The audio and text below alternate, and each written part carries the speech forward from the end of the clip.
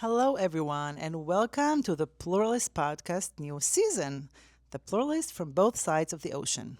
I'm Orly Erzlikovsky. I'm the director of the Israel Religious Action Center, and I'm joined by Rabbi Josh Weinberg, Vice President for Israel and Reform Zionism for the Union for Reform Judaism and Director of ALTSA. Together, we engage thinkers, leaders, educators, activists, and community builders who aren't afraid to wrestle with the tough questions of Jewish life, Israeli society, Zionism, politics, and the unfolding events that are redefining our moment, and everything in between. Through this podcast, we are deepening the dialogues that shape our shared future, asking what we can learn from each other's experiences in Israel and the diaspora, and what we should rightfully expect from one another. From Israel to North America, we explore how difference can strengthen community, make an impact, and how shared values can bridge even the widest gaps. Josh. Welcome to episode 2 of the Pluralist Podcast called Voices of This Generation. In this episode of the Pluralist Podcast, we turn our attention to a generation whose voices are shaping the Jewish future in real time. 2 years after October 7th, a moment that altered the landscape of Jewish life, Israeli life, and global justice movements, we sit down with 3 young Reform Jewish social justice leaders who are currently serving in our movement, working through the Religious Action Center for Reform Judaism, Tamara Ufel, Daniel Block, and Blake Ziegler. These organizers are working on the ground with peers, campuses, and communities struggling to find clarity, courage, and connection in a complicated world, and we are so thrilled to have them with us. Join us together as we deepen the dialogue and listen carefully to the emerging voices who are already shaping the conversation. So Shalom, welcome. Thank you so much for being with us. And we want to start with a little bit that each of you will tell about their personal journey and identity. And we would like each of you to share with us a moment on a trip, in a class, during a conversation, or even just online when your relationship with Israel shifted in a meaningful way, and what made that moment transformative for you. We'll start with you, Tamara. Hello, so I'm Tamara Upfall. I grew up in Rhode Island. I have a very deeply secular leftist Israeli father and a Brazilian mother, and so that was the context in which I grew up. I didn't grow up affiliated to any type of movement. I think sometimes Israelis who are secular in Israel, they come to the U.S. and they don't quite know where they belong in that landscape, and I think in some ways I was the victim of that, and I have had to find my own Jewish identity and spaces in my own way. And in terms of a moment that... That's an idea for a different podcast, too. That's it. Yeah. Happy to come back. A moment that shaped me, I mean, I think I grew up in a very open-minded household, I would say. Like, I remember... I think sometimes people talk about, like I was lied to or I didn't know. I felt like I really got all the information. Like I remember being really young. We were flying to Israel to visit our Israeli family, and I was asking my mom, like, why is there so much extra security? She said, oh, there's a piece of land. It belongs to some people. It belongs to other people. Nothing was a mystery. I remember being in middle school, and my dad took me to see the documentary The Gatekeepers, which was like interviewing, different leaders of the Shin Bet, and it was talking about the occupation and how the occupation has created a security issue for Israel. So all to say, I've always felt like I had a very open-minded upbringing in terms of everything. And a transformative moment was in college. I was at my Hillel, and I was like the vice president for community groups, which meant that I oversaw all the Israel groups. And this new Israel group came, and they were affiliated with Zochrot, and they wanted to hold a like. Did you say a word about what Zochrot is? Zochrot is like, it means like to remember, in the feminine, right? Yeah. And they, thank you, they wanted to hold an event honoring the Nakba around Yom Ha'atzmaut, around the same time. Like there was going to be a Hillel event, and they wanted to offer an alternative event, and I was like, okay. And it the Nakba is the term that Palestinians use to... Yeah, it translates to like the catastrophe, and it's like 2 experiences that happened in that time. And I thought, okay, and that's not what happened. It was like an emergency at the Hillel. There was like a complete uprising from everyone. Everyone was very upset. Everyone was very stressed out. Like they canceled the event, and then it was secretly held. Like it was balagan, and I think in that moment I was like, why are we so afraid to like engage with this thing that we know happened, that is another side of the story, another side of this day that we're remembering. And I think that like hiding of it to me showed like a fear to engage with like a reality of something else that was happening. And I think for me that was in some ways like my entry point to how messy it can be in American Jewish communities, where we avoid or we don't talk about. Wow. Super interesting. Thank you so much for sharing. Daniel. Yeah, so my name is Daniel Block. I am a recent college grad. I went to Brandeis University in Waltham, Massachusetts, a historically Jewish university. Before that, I was growing up in Little Rock, Arkansas, and I'm very much a product of the Reform Jewish movement in North America. And in fact, you asked this question about what was a transformative moment for us in relation to Israel. I have family in Shorashim in Israel. I grew up going there. I think the first time I went, I was probably 5. And, for me, Israel was always, just a place we went because I had family there. There was no other reason. It was just, we spent 3 weeks there, like hanging out with aunt, uncle, cousins, etc. When I was a child. But I didn't really, and there were always conversations in the background about what was going on in Israel, whether with family or friends or congregation, etc. Like those conversations were always in the background, but never really that obvious to me. I didn't really grasp it in the same way. I was just like, that's where the family lives, And then I think in 2018, I was on what was then called Nifty in Israel, which now Yalla Israel, which is the URJ summer programming. And I was there with my friends, and it was the same summer that the nation state law came into being. And that was happening, that same summer was when Netanyahu was meeting with Viktor Orban. And I started to realize that Israel is not just the place where my family lives. It's true, and I have friends who live there. From my growing up at summer camp, it's also a place where I need to be concerned for the sake of Jewish peoplehood and also for democracy. That when in 2018, that was in the U.S. That was Trump 1.0, and we've just for the past my entire cognizant life, I've just been seeing the parallels between what's been going on in the U.S. and Israel, and that's only so that I would say was the first transformative moment. And then when I went to Brandeis, I was involved in J Street. I was the president of J Street at Brandeis, and it was a very polarized campus on the issue of Israel. And it was so interesting and something that I don't think you would see at many other college campuses, because the majority of the people who were on either side, if not pretty much all of them, were Jewish. And it was a very hard time to be in that leadership position. I think I have a very unique experience in the post-October 7th landscape as it relates to campus culture, which we can get into more later, but that's kind of the short of it all. That's amazing, Daniel, that you had that sort of sense to connect those dots as a high school student between the nation state bill, the league in which Netanyahu plays in terms of other despotic, leaders around the world, and then, thinking about that in the broader sense. Well, kol hakavod, really fascinating. Just, I remember the summer too, because, we've worked so hard on the nation state law, and we were so frustrated. We were against it, I think. I think we were, and we actually were one of the, single voices who worked in the Knesset against it. I mean, I remembered me and Rabbi Gilad Kariv there in every hearing at the Knesset, and there weren't a lot of civil society organizations then, because it was sort of, we see in the last few years like a completely different picture from, on the side of the civil society. Back then, people, I think, didn't understand the magnitude of the law and how, damaging it is. So it's it's sort of stuck with me too, this memory. So Blake, tell us about yourself. Yeah, thank you so much for having us. A little bit about me. I grew up in New Orleans, Louisiana. I am the son of a woman who was raised in an Orthodox Jewish family, but moved our family over to the Reform movement because of the shifting demographics where we were living.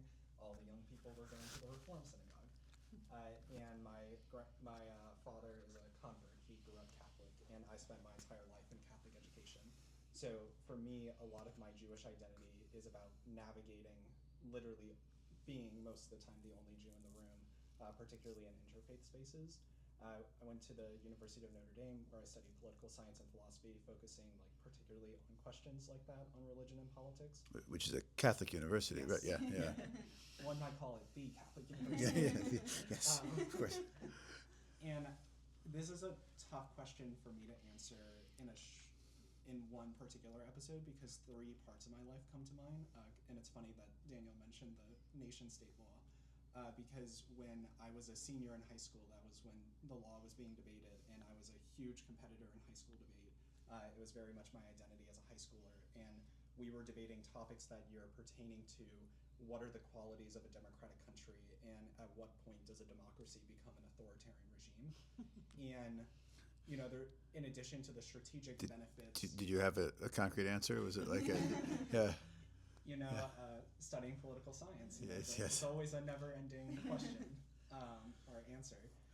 And being in that situation, and there's also the strategic components of when you're thinking of the arguments you want to make. And for me, I decided let's start to argue that Netanyahu's government is an authoritarian regime.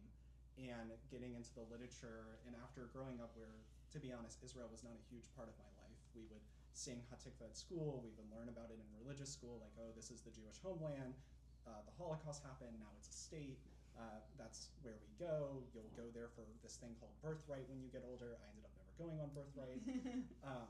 And so it never really became an important part of my life up until that moment when I actually started paying attention to the politics in Israel and learning about the nation-state law. And that was when I started having this reckoning in my mind about this place that is supposed to be my homeland and that I have a spiritual connection to is not matching with my democratic values, or the values that I'm told are also Jewish values. And how can that be true? How can I hold those two things in place? Then I get into college. I start getting deep into Jewish advocacy and organizing on campus. We invite a prominent Jewish organization to come speak on the topic of anti-Zionism and its relationship to anti-Semitism. It was an awful event. It got protested, and the protesters were right to protest it because the speaker was not prepared for the tough questions. And it resulted in a lot of questions of how do you reconcile the project of Zionism under somebody like Netanyahu, or Kahanism and the Jewish supremacist aspects of it. How do you reconcile that with this project of Jewish peoplehood and democracy? Like, really core questions. And the best response the speaker could give was, well, we also criticize Israel because we say the West Bank should be open to the egalitarian section. And The West The Western Oh, Wall.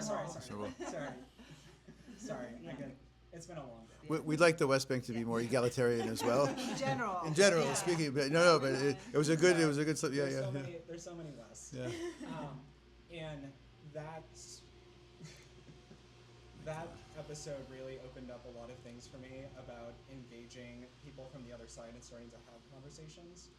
And I think that's when I really started getting deeper into not necessarily being more critical of Israel, but trying to engage the other side more and build empathy and understanding, and really start to question, like, what is it that I know and don't know about this place that I've been told about my entire life.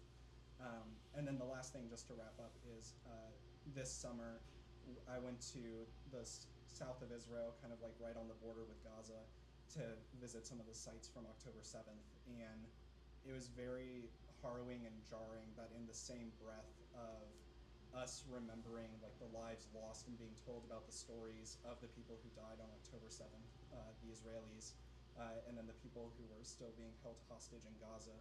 And then at the same time, literally just seeing across the sky Israel, like the military dropping bombs onto what looked like apartment buildings or hotels or whatever it may be, and seeing that happen, and the tour guide saying, oh, I guess they decided to drop some bombs today, and just nonchalantly talking about how, yeah, that's something that happens, knowing that people have died right before our eyes.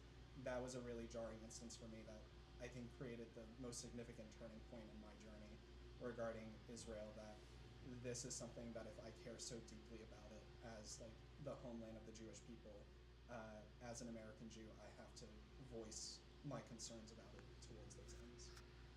Well, thank you for sharing all your stories. I'm definitely resonated with many of them, but you mentioned Blake October 7th, and I really want to ask you because obviously it was sort of a watershed moment for all of us, really for Jews all over the world, and I wanted to ask what is how did you experience it and how this affected you and specifically your relationship with Israel. So Blake, you mentioned it specifically, but especially for you, how did you feel this effect on your liberal values, on your connection to Israel, and how does it feel today? 2 years after October 7th. I mean, I can tell you that we in Israel have gone through a very deep and long process of mourning and trauma, which we're still recovering from. But it did, sort of put into question a lot of things for us. And I'm wondering, how is it from sort of your side?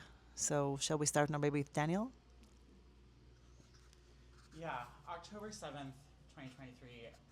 So that week it was Sukkot, John Sukkot, and at Brandeis, I was part of the Brandeis Reform Kavra, and we had invited Rabbi Mike Moskowitz from Congregation Beit Simchat Torah, who great like thinker on all things like LGBT, whether Israel, America, Judaism, and it was just such a beautiful moment where the entire Might be worth mentioning that he comes from the ultra Orthodox Yes. world Yes. and is working at an LGBTQ Synod congregation, and he Yes. came, yeah, he's a fascinating character, right? Yes. So he came to visit as Yes. a scholar, as a speaker, Yeah, as as a scholar, as a speaker. yeah, yeah. And it was just this beautiful moment. We had, it wasn't just the Reform group who came, in full force, but the conservative group, the Orthodox group, everyone was there, and it was a really lovely like community event. And then several days later, it was I believe a Saturday, and I started getting like text messages and news alerts about an attack in Israel. And my first reaction is, okay, that's not so crazy. Like I remember growing up worrying about like there always being an attack or some bombings for a week or two. Like, and so I wasn't anticipating when I started hearing the news of just the incredible horror of October 7th. And I think at Brandeis specifically, because it is such a historically Jewish university with our founder is like the father of American Zionism, not founder, the namesake is father of American Zionism, Louis Brandeis, first Jewish justice on the Supreme Court. And immediately within the next week or two, it felt like the entire Jewish community, it was very tense. Like you could cut the tension with a knife, and it just felt like the slightest thing could set someone off. And there were I mentioned I was involved in Jewish community at Brandeis and J Street, and it was incredibly difficult to operate in those spaces, especially for those of us in the Reform group, but also other groups who kind of wanted to do something about the attack on October 7th and remember the lives lost and like kind of process the trauma. And at the same time, as the war was really starting to ramp up, and when the invasion of Gaza started, like also mourning those lives at the same time, and we had such incredible difficulty getting the entire Jewish community at Brandeis around that. There were people who were saying, "Oh, you're Israeli apologists. You're excusing what is. This is still December 2023, but she still had saying, you're excusing a genocide, or ethnic cleansing." And then you had people on the other side, saying, "Why are you doing this? Like why should we care about Palestinians? There's not a good one in the lot, And it was incredibly difficult to. And we have no room for empathy or Exactly. yeah. Just this drive for revenge. It felt like, and it was incredibly difficult to navigate that and try and maintain community even outside of the Israel conversation in the wake of October 7th. I think eventually, I went abroad, didn't in 2024, so I wasn't on campus for that. But I think in when I returned in the fall of 2024, things had calmed down a bit. I think a lot, and I think the university did a pretty good job of facilitating conversations. Like they right after October 7th, they canceled classes for the day to do like teach-ins about how to have these difficult conversations. And I do think that's part of the reason why, compared to other universities, I mean, also Brandeis demographically is different, but like we didn't have the same drama, we'll say. But I think by the time I returned from study abroad, it was much calmer and still tense at times. But that's kind of my initial reaction to and memory of October 7th. Yeah, thank you for that. I completely understand. So you got caught in the middle, sort of between those two, extreme sides. And I can tell you that, like, for me and for like many Israelis, right after October 7th, I think we were so engulfed in pain that like, even for me, it was really hard to see the pain of the other side. Like, I'm ashamed to say that, but like for a few weeks, like, I was like in a complete shock. And then, like, for me, it took a few weeks, but unfortunately for many Israelis, it took month and month until they could actually see the other side and see, that the pain, Yeah, and some if are at all, still- and yeah. and like Still that, there. to understand that one pain does not negate the other, and they should really acknowledge both of them. And some have not up until now, which is, yeah, of course, very. Tamara, how about you? Yeah, so I want to say, so what percent Jewish is Brandeis, would you say? I believe the official number is 33%. Like that's what Hillel says. I would guess that it is actually much higher because I don't really know how they collect that data. It might just be Hillel attendance, but it is you throw a stone, you hit 5 Jewish kids from New Jersey. So yeah. Probably don't throw a stone. Yeah. Don't. But Try to metaphorically, avoid that. Yeah, metaphorically. yes. Offer some thought. It's Yeah. a- Of course. So when October 7th happened, I was on campus, but like a very different campus. I was at Oxford in the UK, which is like 2 to 5 maybe percent Jewish. Like, just as an American, to be in a space with so few Jews was on its own crazy, and I think I'd never considered what that actually felt like. And I remember when October 7th happened, right? Our time, like the time zone we're in is closer to Israel. Yeah. So it was happening like more in real time. And I remember people kept saying like, "Are you okay?" And I was like, "No, like there's a war. Like there's going to be a war." And people were like, "What? Where?" Like there was such a disconnect. Yeah. And I think it was like a full few days where I felt like disconnected from everyone around me because I was just watching what was happening like in shock. And it seemed like no one else knew it was something they had to follow yet. This feeling of loneliness, right? Yeah. And I, very much to what you were saying, really struggled with feeling like I could find spaces that held empathy for both sides. And I think it was the first time maybe I really appreciated like the size and diversity of the American Jewish population, because I couldn't find I found one other American Jewish girl who I really could talk to, but other than that I didn't feel like there was anyone else I could really relate to. Because on one side there were people who just didn't care, and on the other side, when I tried to go to Jewish spaces, they also weren't saying the things that resonate with me. I didn't feel like wrapping an Israeli flag around me and singing Hatikvah. I wanted to mourn what was happening, and I even remember one day I was crying and I went to my thesis advisor, and she was like, "What happened?" And I was like, "I'm feeling a lot of pain for both sides right now," because I think something else that was interesting was I was one of very few Jews, and I was also one of the only person in my program who actually knew Palestinians who were impacted or who had died, either through a friend, or I'd Zoomed with them before in coexistence work. And so I actually knew people, and I knew people who were taken hostage, and I was so in the middle of it. And I remember I came to her crying, and she said, "There are no two sides. There's the Palestinian people, and Israel is a terrorist state." And I didn't know what to do with that, and I felt this. And that was right after October 7th? Yeah, maybe a month or so after. And I just felt. Do you want to share what you were studying there? What I program? was studying refugee studies, so Okay. it's everything. I mean, you can't talk about Israel without talking about the notion of refugees and the history of refugees, of the Jewish people and the Palestinian people, and I mean, there's so much there. And so also it was I was processing this shocking event in my lifetime and going to class every day. Wow. And learning about it and learning theories about it. And we were reading Franz Fanon, who says, I think it's justice only comes from the rotting corpse of the settler. Really intense language. Basing on the Algerian story, right? Yes, exactly, with the French. So Yeah, I think what we really hear is, and I think what is lacking often from the discourse about Israel, is a lack of nuance and lack of complexities. And reality is super complex, and it's not as simple as people try to, present. And I think that's really what stands at the root of the matter since October 7th and up until now, right? And I think this is what we're struggling to show, right? There are a lot of complexities, there are a lot of opinions, there are a lot of, points of view, and we should really think about all of those and not try to show it in a simplistic way.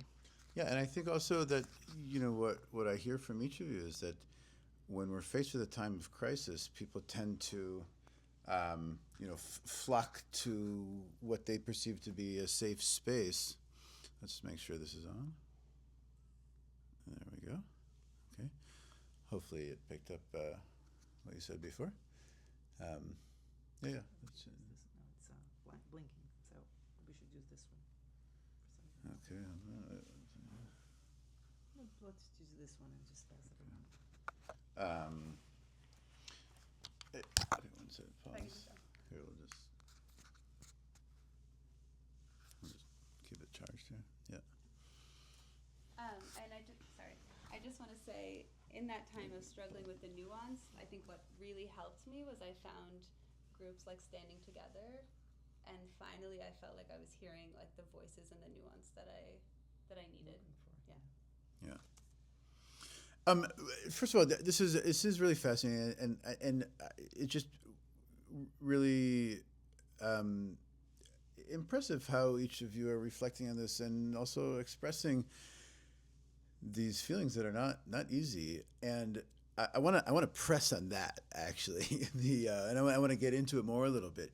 So, how's the conversation among your peers? How among the people you grew up with or people you went to high school or college with, and now you're working as professionals, and obviously very publicly associated with like a mainstream Jewish organization. Some might say establishment. Okay, we've been called worse, and we have a very wide ideological or political spectrum within the reform movement.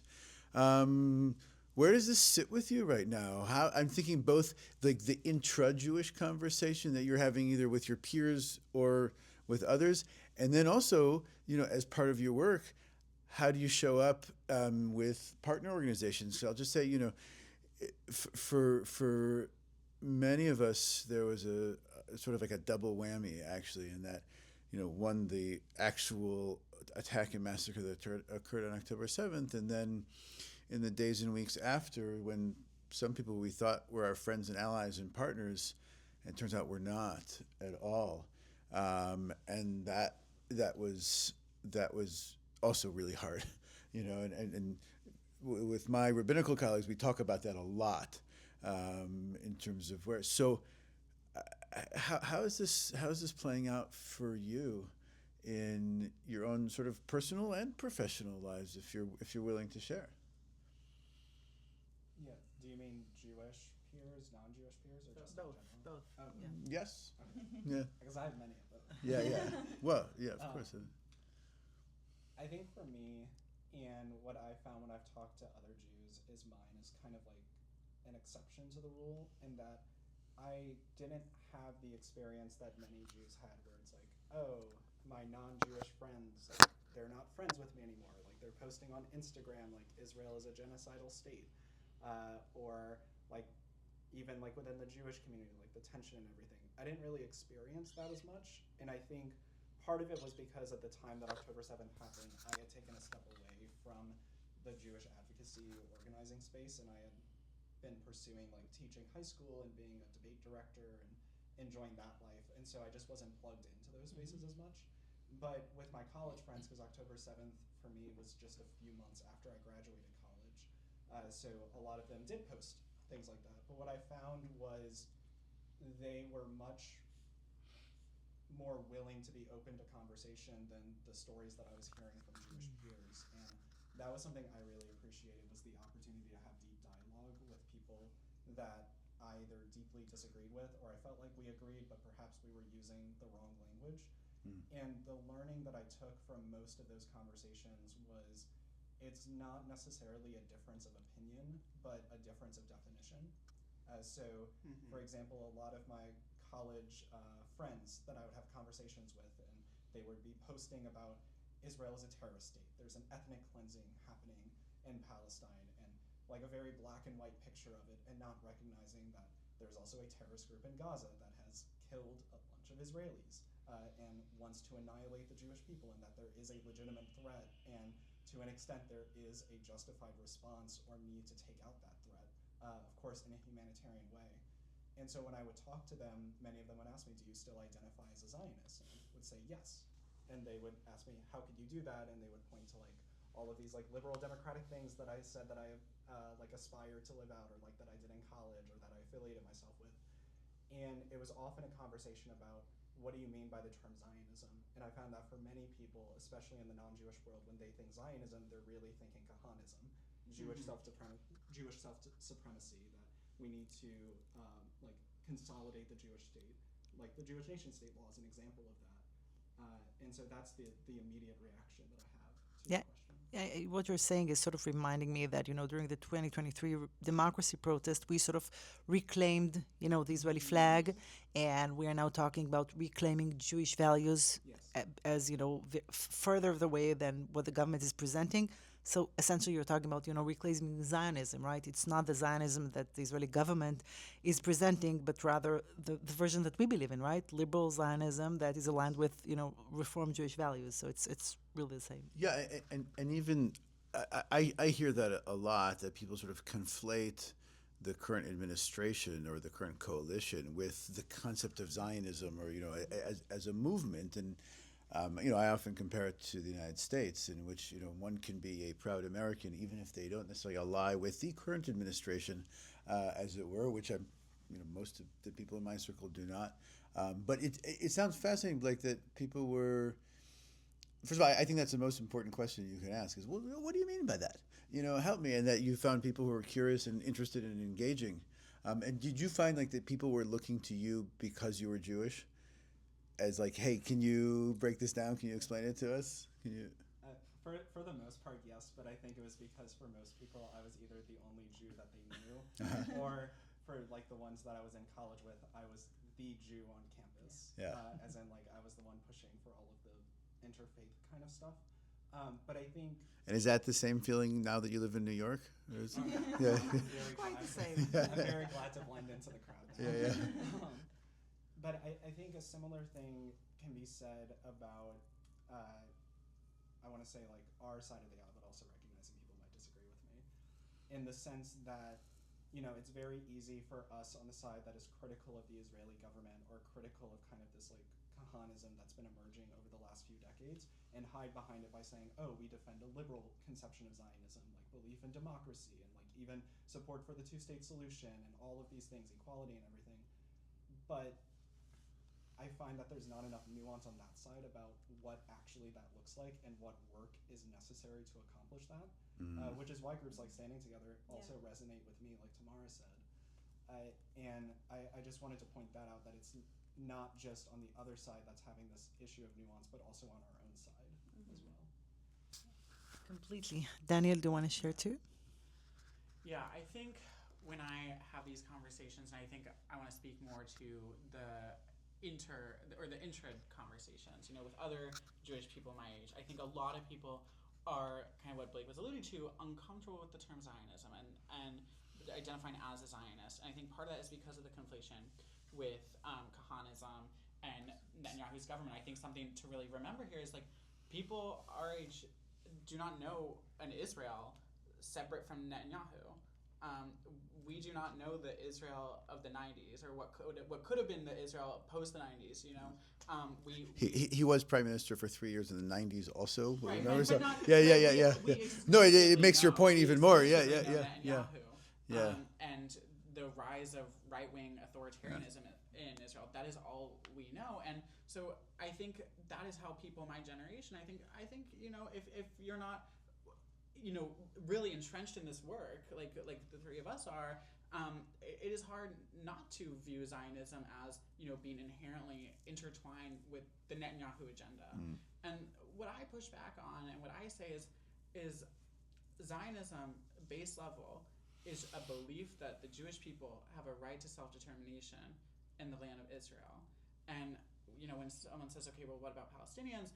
I say, well, I believe like Zionism is a liberal cause. it is liberal in the sense that it liberated us from oppression in Europe and across the world, and Israel is a place where we can go and be a majority and have influence over our own lives. But to accept that and not to accept, that same self-determination for Palestinians, I think that's where we run into trouble. And I think it's important that we say we are Zionism, and our Zionism does not only allow but demands self-determination for people, for groups of people. And so it's not logically consistent to me. And that's what I always point out to people. If you are for one side and not for the other, it doesn't make any sense to me. And I feel like by pointing that out, especially with my non-Jewish friends, it opens some doors of imagining and new conceptions of Israel. So that's what I would like to add there. Yeah, fair. So I spend a lot of time in rooms where, let's say, so I'm 47, and I spend a lot of time in places where I'm the youngest person in the room.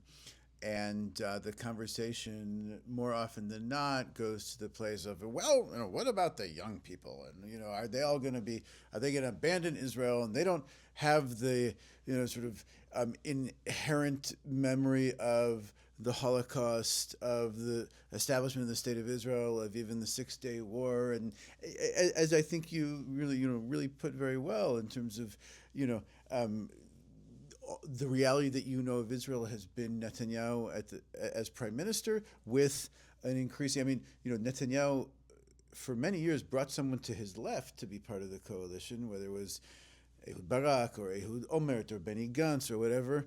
And in the last 3 years, we know he's taken a sharp turn to the most, both the right in terms of the ultra-Orthodox and the ultra-nationalist camp in Israel, and has entrenched that, and that is glaring, from across the pond here. But talk to me a little bit about the generational gap. How has this conversation gone for you, whether it's with people in your life who are educational role models, or professors, or even parents, grandparents, family members, people in your workspace. I think this is the big question. The question I get most when I visit congregations is parents anywhere from age 50 on up saying, I don't know how to talk to my kids about this. About Israel, about these big questions. How has that played out for you, and what advice might you give them to how to talk to their kids about it, if we can put you on the spot for that? Yeah. I mean, I think a big part of it is acknowledging, right, what Daniel said, that for the majority of our lives, we have seen a Netanyahu Israel. We have watched a government continue to do more and more things to make Israel farther and farther away from a democratic state, less and less equal in so many ways, as a woman, as someone who works in the reform movement. Like, none of these identities are at all respected or valued in Israel under Netanyahu's government. And so I think a lot has to do with acknowledging the reality. I think as much as we avoid it and shun people for speaking out based on what they've seen, that's where I think a lot of the resentment comes from. I've had I'm going to make a comparison. I think oftentimes, as someone who comes from someone with an Israeli family and a more secular leftist Israeli family, my cousins have left Israel and they've moved to the U.S. My aunt and uncle are seeking citizenship in Portugal. They are actively choosing to leave Israel because they don't want their kids to fight in wars that they see as unjustified. They don't see a future for themselves there anymore. And so these are real facts that I see, and I've witnessed sometimes that when I present my lived experience to other people, they become very defensive, or they try to negate it.